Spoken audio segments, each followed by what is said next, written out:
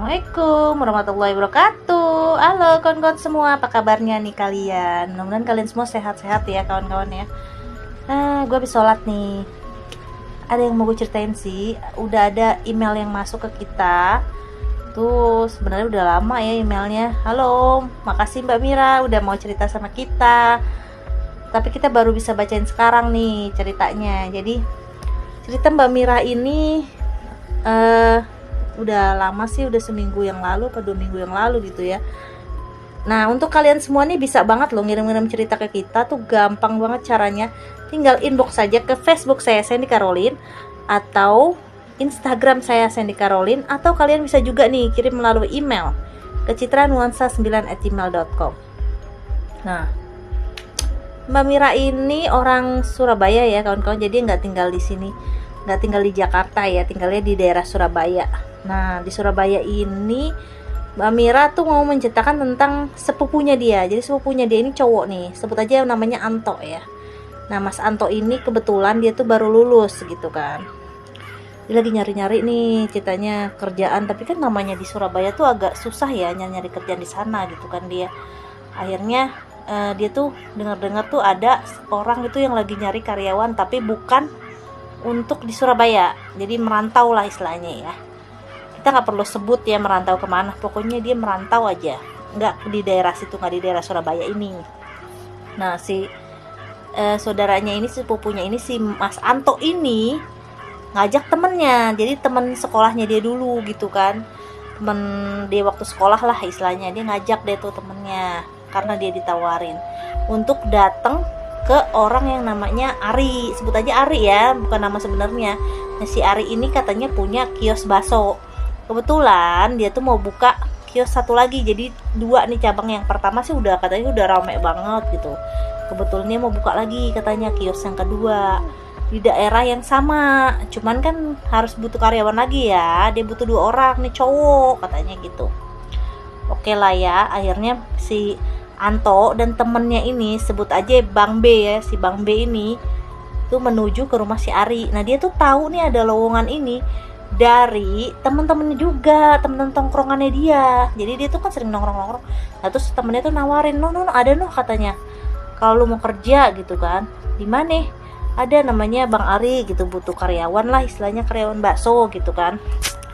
Oke lah, akhirnya Bang B sama si Anto nyamperin lah tuh ke rumah si Ari kan. Nah, pas dia nyamperin itu si Ari itu ternyata orangnya udah tua, dia punya istri, punya anak tuh. Anaknya ada 3 orang katanya. Anaknya juga masih kecil-kecil gitu kan. Kata si Bang Ari, oke, katanya kalau lu berdua mau kerja gitu, nanti 2 hari lagi gue jemput ke rumah, kita naik travel aja langsung, katanya gitu. Oh ya udah, akhirnya si pas 2 hari kemudian si Bang B juga si Anto yang sepupunya Mbak Mira ini pergilah gitu kan sama si Pak Ari inilah yang punya kios ini. Nah, Pak Ari naik travel juga sama itu, katanya si istrinya sama anaknya pulang naik supir katanya. Naik mobil yang ada supirnya tuh kawan-kawan. Jadi dia disupirin lah ya, pulang duluan. Nah, si Pak Ari ini sendiri yang ikut di travel gitu sama si Bang Berdian juga si Anto. Akhirnya mereka tuh sampai lah ya di daerah itu, di daerah yang sudah itu kan saya nggak mau nyebutin daerahnya pokoknya, soalnya dia merantau lah pokoknya ke daerah itu. Nah, di daerah itu nyampe di sana di rumahnya si Pak Ari ini. Wah, rumahnya gede banget, mewah banget gitu kan, bagus pokoknya nih rumah, bener-bener mewah banget gitu, bertingkat. Juga ada di kalangan yang istilahnya perumahan-perumahan yang emang elit gitu kan. Nah, karena rumahnya gede banget, mereka pun tidurnya di situ katanya sementara itu, karena kan baru ya, biar sekalian diajarin juga caranya, katanya masaknya gini gitulah pokoknya ya. Oke tuh udah. Nah, si Pak Ari ini akhirnya ngajarin besokannya, nggak hari itu juga sampai, mereka istirahat lah di kamarnya. Jadi kamarnya tuh ada banyak kan kamar, kata dia sih ada 6 ya, ada 6 kamar di rumah itu. Begitu si Bang B tuh beda kamarnya, si Anto juga beda, terus kamar istri sama kamar istrinya juga beda tuh, istrinya si Pak Ari sama Pak Ari juga beda tuh kamarnya. Pokoknya beda-beda sangat jauh-jauhan karena di situ ada 3 tingkat katanya tuh, rumah gede banget. Nah, si Pak Ari ini pagi-pagi tuh abis subuh tuh udah bangunin si Anto sama si Bang B untuk ngasih tau lah cara-cara masaknya gimana gitu kan. Oke lah, akhirnya mereka tuh kan pada diajarin gini, nanti besok kalau misalnya kalian bisa kita langsung ke kios kata gitu. Oh ya udah Pak. Nah udahlah, akhirnya karena hari itu udah malam tuh, udah selesai lah, mereka tuh udah dikasih tahu cara masaknya begini begitu pokoknya segala macam. Akhirnya udah selesai, mereka kembali nih tidur nih, udah malam ya kan. Besokannya mereka tuh pagi-pagi tuh katanya jam 7-an tuh udah mulai nyampe di kios. Nah di kios itu ternyata udah banyak barang-barang, maksudnya bahan-bahan yang mau diolah tuh udah ada semua di kios gitu kan. Jadi mereka masaknya di kios gitu. Udah akhirnya buka lah kios itu. Hari itu juga buka tuh kawan-kawan ya. Rame, dibilang rame juga istilahnya nggak rame banget kata Bang B sama si Anto tuh bilang katanya nggak rame banget gitu.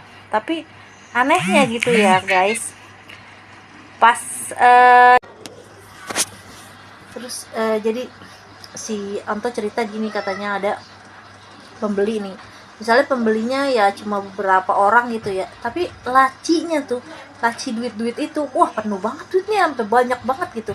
Padahal perasaan si Anto itu pas ngelayanin tuh kayaknya nggak rame-rame banget gitu lah, tapi itu kayak penghasilannya tuh banyak banget, sampai selaci tuh numpuk gitu kan, itu sampai pokoknya banyak lah, sampai susah ditutup itu laci. Nah itu juga si Bang B itu juga bilang, gila toh katanya kalau jualan bakso kayak gini mah enak ya, besok-besok kita jualan bakso aja toh katanya, enak duitnya banyak gitu katanya si Bang B gitu ngomong. Si Anto juga iya ya B, gila hebat banget ya, pantesan aja gitu kaya banget rumahnya kata gitu. Ternyata katanya penghasilannya lumayan ya, padahal katanya gue hitung-hitung orang yang datang katanya sama yang duitnya kok kayaknya banyakan duitnya ya. Udah mulai curiga tuh Bang Anto, tapi ya udahlah kata si Anto. Nah pas udah malam tuh datanglah nih bosnya si Pak Ari ini ngomong, Pak gimana tadi? Ya ini Pak rame gitu. Oh rame, sampai duitnya susah ditutup kan ya. Terus si Bapak Ari ngomong gini, udah tau katanya duitnya plastikin aja, agak dihitung dulu Pak katanya si Anto gitu. Gak usah lah, ngapain sih katanya ngitung-ngitung segala gitu. Kayak padahal gue sama si Bang B tuh katanya orang baru gitu, kata si Anto ceritakan ke si Mbak Mira. Tapi tuh Pak Ari ini kayak percaya aja gitu, duit segitu tumpuk udah pokoknya dia nggak peduli, dia nggak ngitung nggak apa gitu. Cuman dia tuh nggak suka katanya kalau misalnya nggak habis tuh udah kata tutup aja buat besok lagi gitu, jangan dibagiin ke orang gitu kan, pesennya gitu doang. Oh ya udah Pak gitu, oke lah ya. Nanti katanya lu berdua pulang aja ke rumah gitu, nanti gampang lah lu ke rumah naik taksi atau naik apalah katanya angkutan, nanti gue yang bayar kata Pak Ari gitu. Oke lah ya, mereka beres-beres tuh kios. Pak Ari mau pulang duluan, dia naik mobilnya dia, tinggal si Anto sama si Bang B nih akhirnya mereka tuh naik ojek pulang lah mereka ke rumahnya si Pak Ari ini. Nah sampai rumahnya tuh kan si Anto ini biasa lah mau cuci muka gitu kan. Nah kamar mandinya kan ada 3 tuh di rumah itu. Nah Ari tuh ke atas, kamar mandi atas, karena kamar mandi yang katanya di lantainya dia itu gelap gitu kan, gelap karena lampunya nggak pernah dipasang, kan dia takut dia naik ke atas. Oke lah ya, di atas ya udah biasa dicuci muka tuh kan segala macem, bersih rapi. Nah dia masukkan ke kamarnya, pas dia mau masuk dia lihat si Bang B ada di depan pintu. Lu ngapain B? Diem aja. B lu ngapain? Panggil tetep aja diem. Jelas katanya si Ari gitu kan, kata si Anto gitu, kejelas tuh kata si B. Langsung masuk aja si Anto tetep kan, dia nggak peduli tuh katanya, yang lihat si B di situ juga dicuek.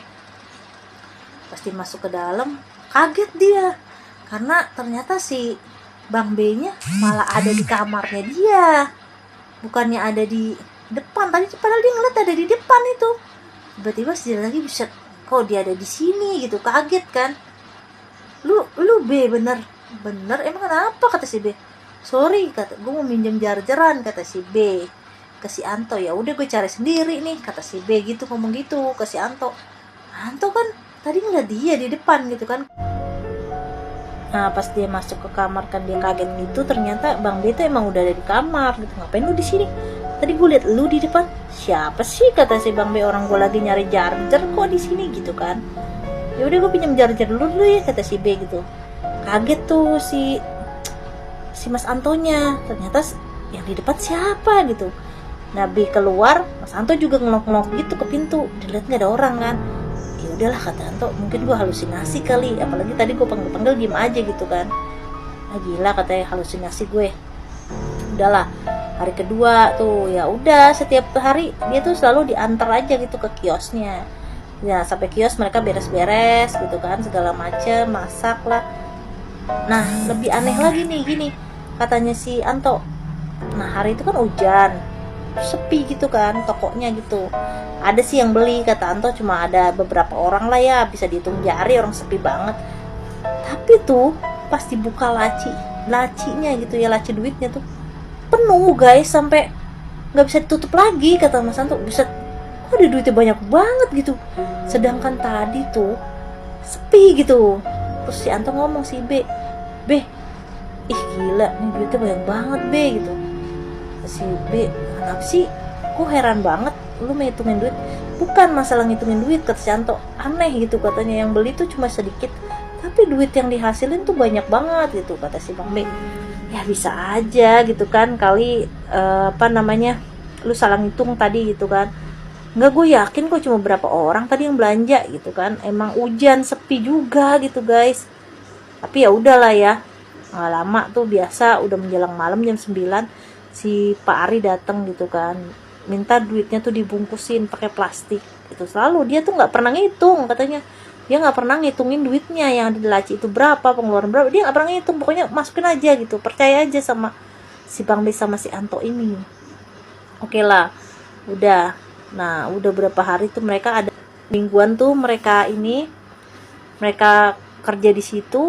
Nah mereka tuh langsung si Pak Ari ini katanya mau pulang kampung nih ke Surabaya karena ada acara apa gitu, nggak ngerti lah. Nah si Pak Ari ini pesan, kamu nanti berdua naik Gojek aja, setiap hari naik ojek gitu ya, menuju ke kios. Semua bahan-bahannya tuh udah ada di sana, kalian tinggal itu aja, olah aja gitu, katanya. Terserah pokoknya, kata olah aja. Soal uang apa ya udah simpen aja dulu, katanya, di plastik-plastikin aja, nanti bawa pulang gitu, kata si Pak Ari. Percaya aja gitu. Oh ya udahlah, kata si Mas Anto. Berarti Pak Ari orangnya gitu, istilahnya nggak cuek lah ya sama uang gitu, dia nggak pernah ngitungin juga gitu. Udah oke lah. Udah Pak Ari itu pergi itu pagi itu, akhirnya ya hari itu si Mas Anto sama Mas B ini langsung pada ya udah ke kios aja biasa gitu kan. Nah hari itu pun sama, tetap ramenya tuh nggak seberapa sih orang yang datang, katanya nggak sebanding sama uang yang ada di laci, menurut si Anto. Mas Anto ini, Bang Anto itu ngomong gitu. Kayaknya sih katanya nggak sesuai DB, perasaan yang datang tadi cuma berapa orang tapi ke duitnya banyak banget. Si B tuh orangnya cuek kan ya, udahlah katanya, biar aja sih gitu, ngapa sih repot banget ngurusin gitu, udahlah plastikin aja sesuai pesannya si Pari gitu. Ya udah diplastikin tuh kan, plastikin semuanya tuh sama si Mas Anto, bawa pulang kan. Nah malam itu mereka tidur tuh kan rumahnya gede banget kan ya, di rumah itu biasanya ada Pak Ari gitu kan sama istrinya sama anaknya, sama ada bibinya lah ya, bibi itu ART-nya gitu. Tapi malam itu cuma ada ART-nya sama si itu doang, siapa si Mas Anto sama Mas B juga di situ kan. Nah tiba-tiba tuh dia udah mau tidur nih, Mas Anto udah mau tidur, tiba-tiba denger tuh jerit si Bang B tuh teriak-teriak, oh gitu-gitu. Wah kenapa itu si B gitu kan, langsung lah dia keluar tuh dari kamar menuju kamar si B. Ternyata si B tuh kayak ngigo gitu guys, dia kayak teriak-teriakan gitu. Nah dipangunin kan, kenapa lo gitu, nggak baca doa lo pas tidur gitu.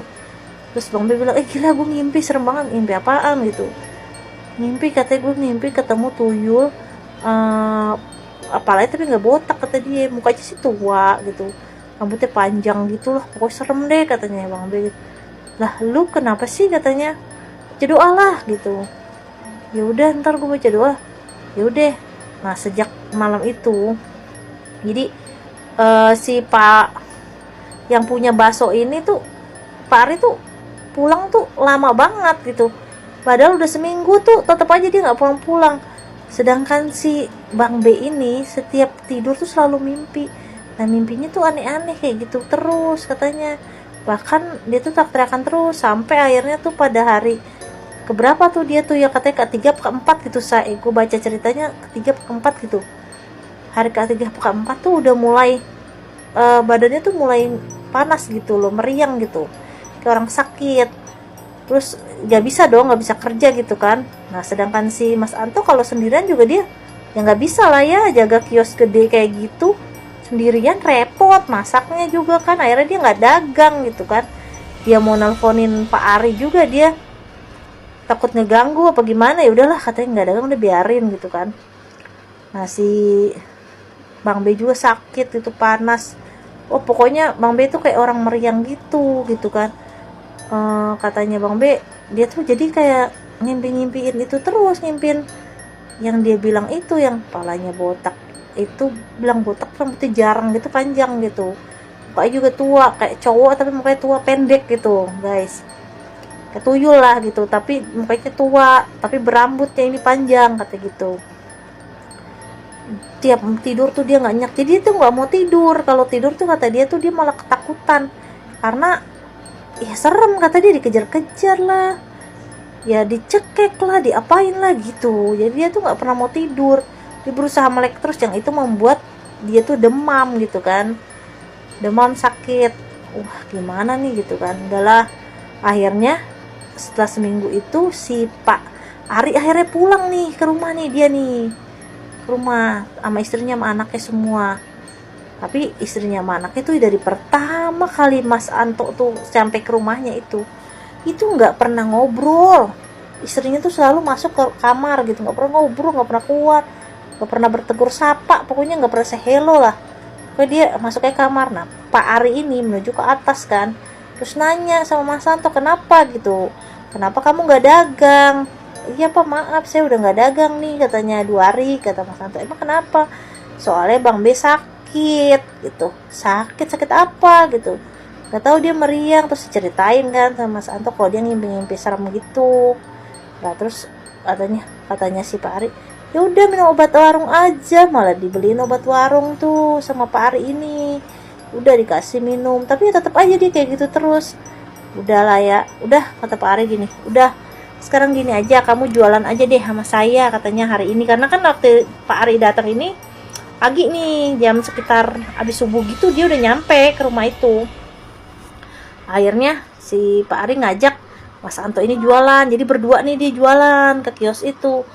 Nah terus katanya, Bang B gimana ya, kata Mas Anto, biar aja di rumah kan juga ada ART sama istri saya di rumah ini gitu kan. Oh ya udah deh Pak. Akhirnya dia berdua tuh kan jualan.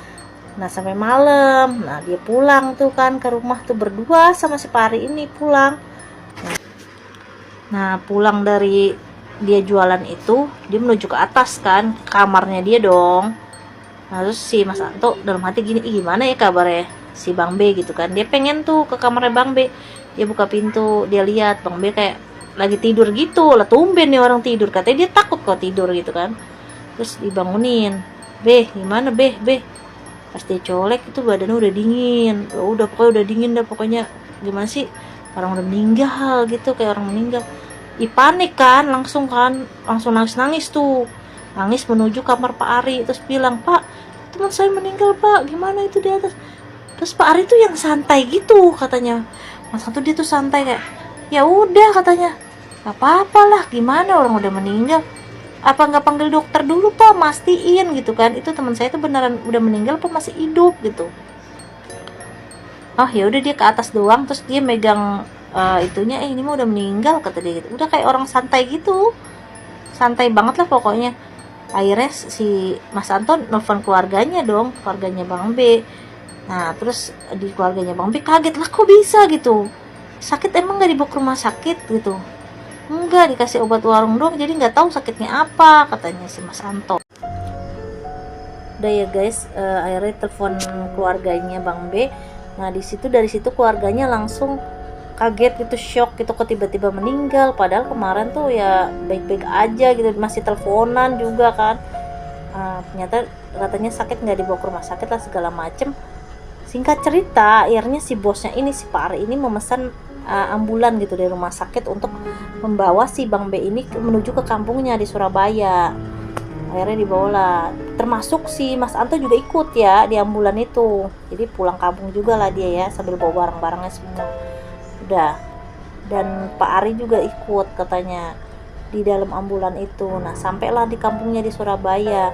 Nah sampai di Surabaya itu kan udah ya, pada keluarganya nyambut, pada nangis lah semuanya ya. Nah si lucunya tuh Pak Ari itu nggak ada basa-basinya juga sama keluarganya si Bang B ini, nggak ada, nggak ngomong apa-apa, terus langsung ikut balik aja gitu dia tuh. Akhirnya menuju ke tempatnya lagi gitu loh, cuek aja gitu, pergi aja gitu.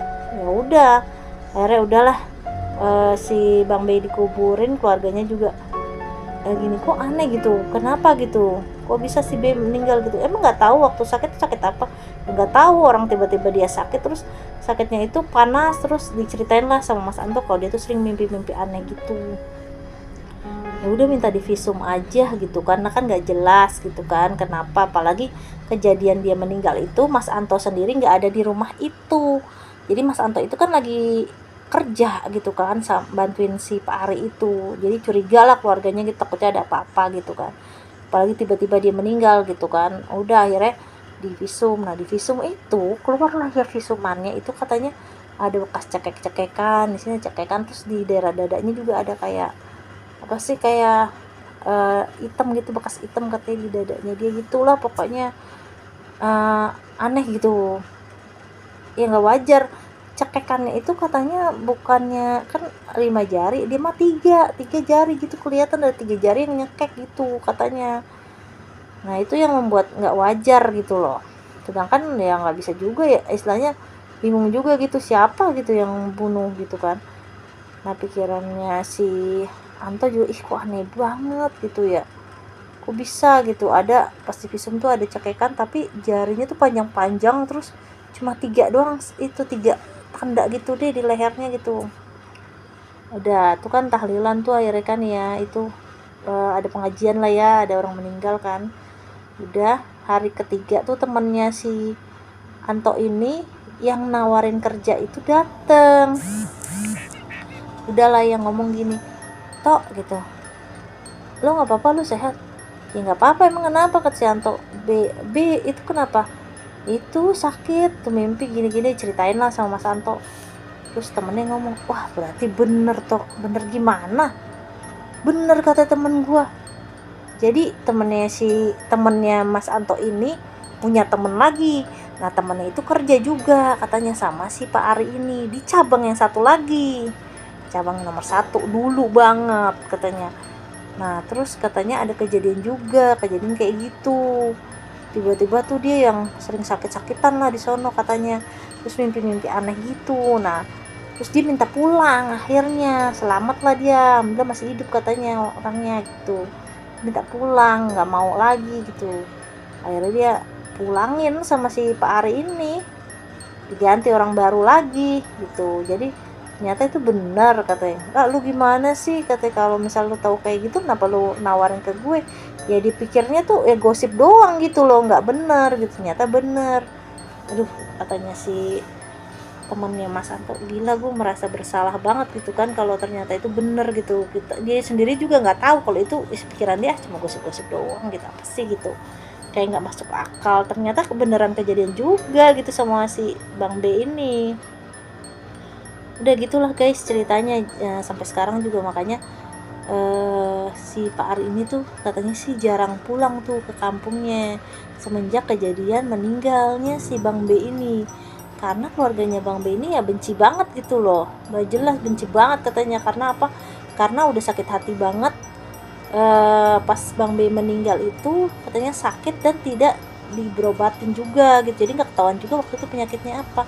Dan di visum ternyata ada cekekan juga dan dadanya tuh ada biru juga, jadi kan keluarganya tuh kayak kok gitu banget sih bosnya gitu, ada apa ini sebenarnya, tapi nggak terungkap gitu loh kawan-kawan. Aneh ya, bener deh. Terus mimpinya tuh kayak gitu, katanya sering mimpi ya, itu Mas Anto itu cerita mimpinya tuh sering yang serem itu, yang dikejar-kejar ituan, kejar kayak tuyul kecil gitu tapi mukanya tua, katanya Mas Anto ceritanya gitu. Nah kalau Mas Anto sendiri sebenarnya juga pernah itu sekali yang ngelihat orang mirip Bang B itu, kata dia mirip, dipanggil-panggil ternyata B-nya yang asli ada di kamarnya gitu kan, dia juga ceritain keluarganya gitu. Nah itu makanya keluarganya menyimpulkan kalau si Pak Ar ini memakai penglaris, tapi tumbalnya itu ya karyawannya gitu.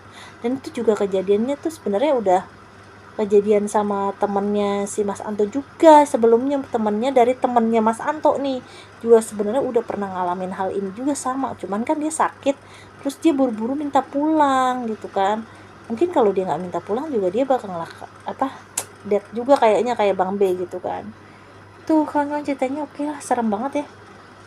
Hati-hati ya kalian semua ya. Oke, makasih banyak. Dadah. Assalamualaikum warahmatullahi wabarakatuh.